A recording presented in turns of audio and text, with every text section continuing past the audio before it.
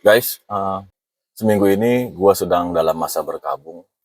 Salah satu orang yang gue anggap sebagai ya orang tua gue sendiri ya. Walaupun beliau itu hanya mertua gue, beliau itu juga adalah sebagai support system dan orang yang paling berpengaruh di dalam bisnis yang gue jalanin sekarang. Mertua gue itu kemarin tuh wafat ya, 3 hari yang lalu. Beliau wafat pada usia 105 tahun. Beliau bekas seorang veteran. Kemudian beliau menjadi seorang pengusaha ya, jadi kontraktor, dan beliau punya beberapa toko alat-alat material ya, bahan-bahan material. Nah, gua pastinya sangat terpukul. Kenapa? Beliau banyak sekali mengajarkan gua hal-hal yang gua nggak dapatkan ketika gua belajar secara tekstual, textbook, atau ketika gua bekerja di perusahaan lain. Di sini gua mau kasih tahu ke kalian, ada 4 hal gitulah, pondasi berbisnis yang beliau selalu ucapkan ke gua, selalu ajarkan ke gua, dan menurut gua ini keren banget. Nah, nanti yang nomor 4 terakhir itu menurut gua sesuatu yang super ya. Beliau kasih ke gua ya, ada 4 hal yang utama. Di sini gua nggak cerita tentang ketika orang berusaha itu harus jujur, harus konsisten, harus bekerja keras, tidak. Karena itu udah syarat-syarat mutlak. Tapi ada sisi-sisi lain yang mungkin gue nggak dapatin, tapi beliau ajarkan gitu loh. Dan beliau contohkan. Yang pertama adalah beliau selalu mengajarkan kepada kami ya, anak-anaknya, anak mantunya, bahwasanya kalian itu harus membedakan antara memberi dan berbisnis. Nah, di sini gue kasih contoh langsung ya ke kalian ya. Kebetulan gue punya showroom. Waktu awal-awal buka showroom itu, gue itu pakai tempat itu, gue ngontrak ke kontrakan beliau. Jadi ketika 1 bulan sebelum jatuh tempo, beliau buatin surat itu ke gue, bahwasanya showroom gue itu akan jatuh tempo kontrakan. Nah, kemudian ada hal lain, ketika waktu itu gue lagi renovasi rumah. Renovasi rumah pastinya gue ambil bahan-bahan material itu dari toko beliau ya, toko material beliau. Nah, begitu selesai renovasi rumah, beliau langsung kasih invoice tagihan ke gue. Pas di awal-awal, perasaan gue tuh, aduh kok begini amat ya. Padahal kan gue anaknya, anak mantunya, kok gue langsung ditagih. Setelah berjalannya waktu, gue baru sadar guys, gitu loh. Ternyata itu mengajarkan gue banyak hal. Gitu loh. Mengajarkan bahwasanya waktunya berbisnis, walaupun sama anak, walaupun sama pasangan, sama siapapun yang terdekat, kalian harus berbisnis. Waktunya memberi, ya kalian memberi. Kenapa gue bilang begitu?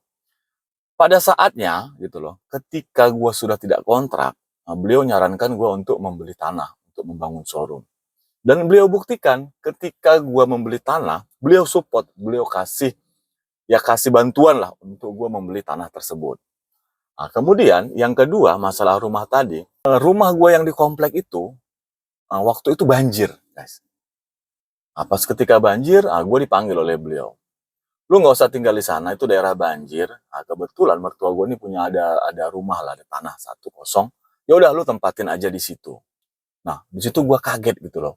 Dulu waktu pas gue renovasi, beliau itu selalu tagih ke gue, invoice tagihan material itu.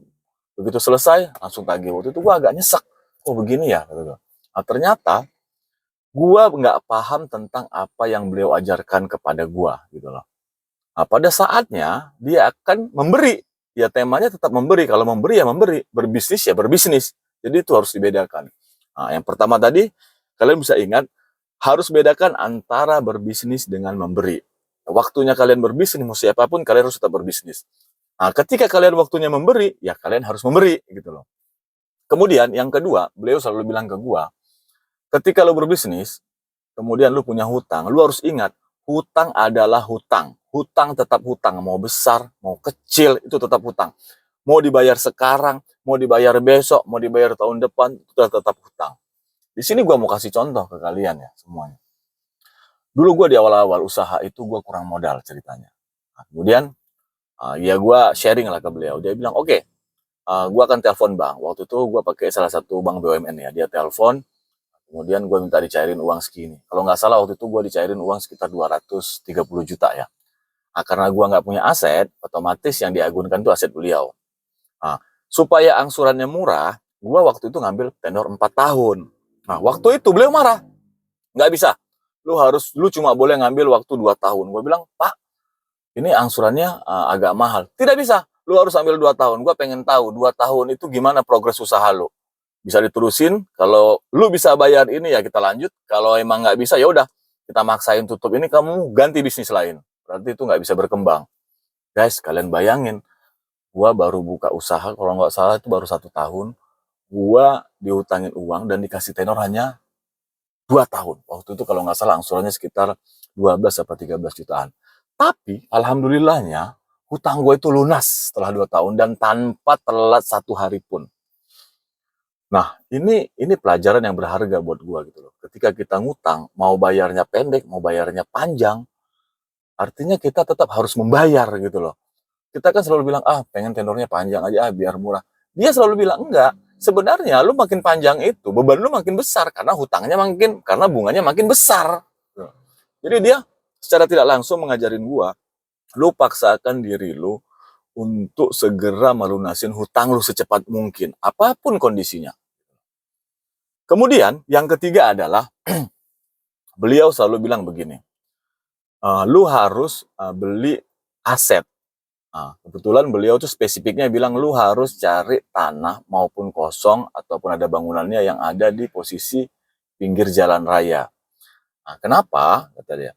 Karena itu sesuatu yang kedepannya jauh lebih baik dibanding lu beli mobil, atau lu beli perhiasan, atau lu beli rumah di komplek gitu. Nah, dia tidak menyarankan, dia hanya menyarankan usahakan lu membeli aset itu yang ada di pinggir jalan, kata dia begitu. Jadi ini dicontohkan juga oleh beliau. Pada saat itu beliau mau jual tanahnya di pinggir jalan. Kemudian tanah itu dibuat plang lah dijual. Sebelum dibuat plang dijual, dia telepon gua. Gua suruh datang ke beliau.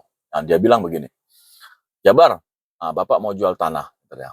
Kamu harus ambil tanah itu. Kalau kamu nggak mau ambil tanah itu, kamu rugi.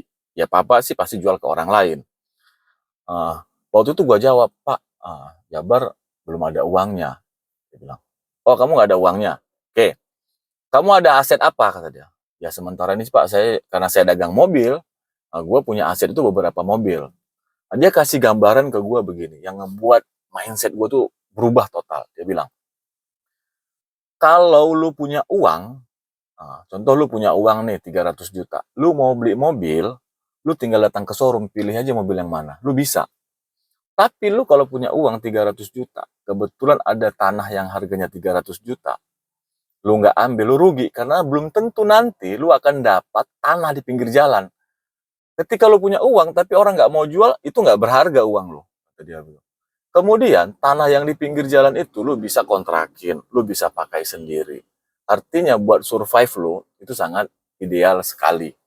Yang keempat, ini adalah sesuatu yang sangat luar biasa.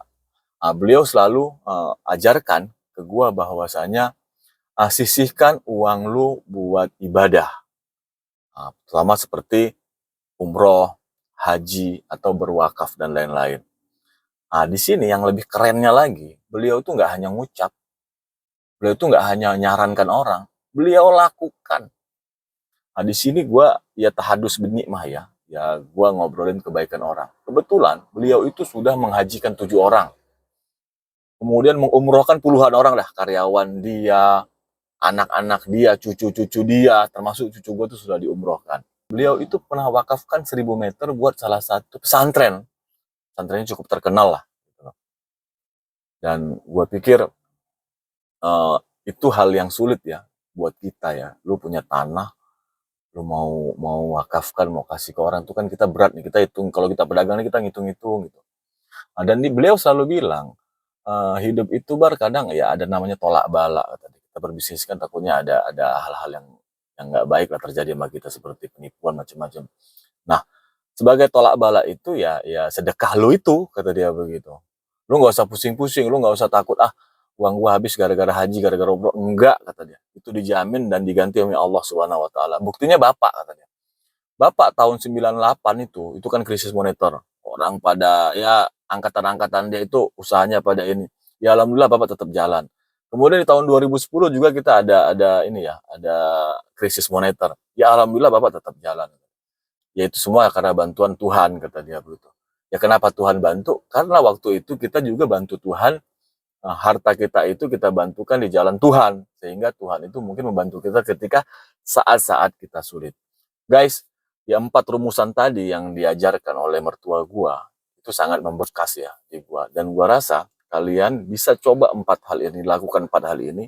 Ya 4 hal ini ketika kita lakukan, bisnis kita lebih baik. Kemudian sikap kita, perilaku kita ketika berbisnis juga makin baik. Oke guys, mungkin ini adalah sebagian dari ungkapan rasa respect gua, hormat gua ke orang tua gua, mertua gua yang cukup berpengaruh dalam perjalanan bisnis gua. Guys, thank you. Semoga VT gua ini bermanfaat. Dan jika kalian punya pengalaman, punya support system dalam bisnis kalian bisa share di kolom komentar. Thank you. Wassalam.